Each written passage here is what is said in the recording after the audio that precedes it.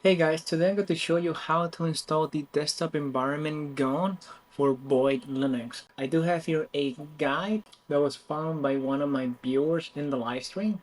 So I decided to turn this guide into a script. So we're gonna go ahead and just do that right now. I do have here a fresh install of Boyd Linux. I'm gonna go ahead and connect to it via SSH. I have here the IP, enter, yes. Now I'm gonna put in the password for it. Now I'm logging into the system. Now I'm going to go ahead and go into the root directory, cd / we're in here, ls, here we are. This script, I'm going to leave it available in my GitHub so you can download it yourself and try it. So we're going to go ahead and just create the script now. We're going to use the text editor nano, I'm gonna call it void.sh, enter, just Control Shift B, here's the script, yes.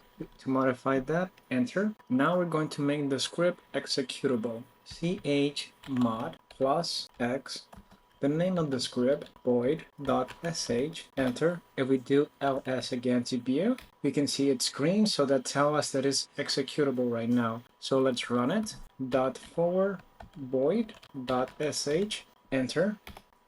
Now we can see that the script is starting. It's going to prompt you that to install the required packages that you need from here. Now you want to input yes for W to continue. Yes, enter. And now it's going to be downloading all the required packages. So I'm just going to go ahead and just fast forward this part.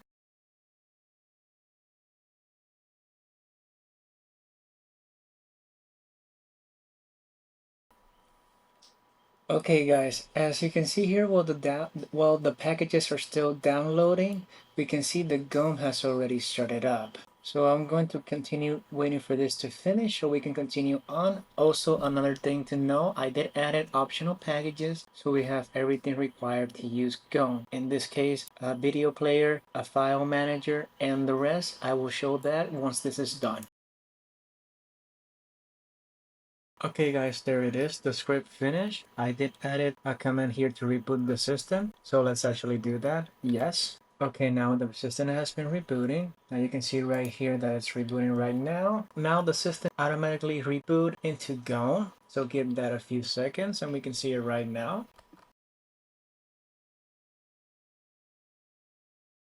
Okay, so here is the system. Let's go ahead and just log in, put in your username. In my case, it would be root.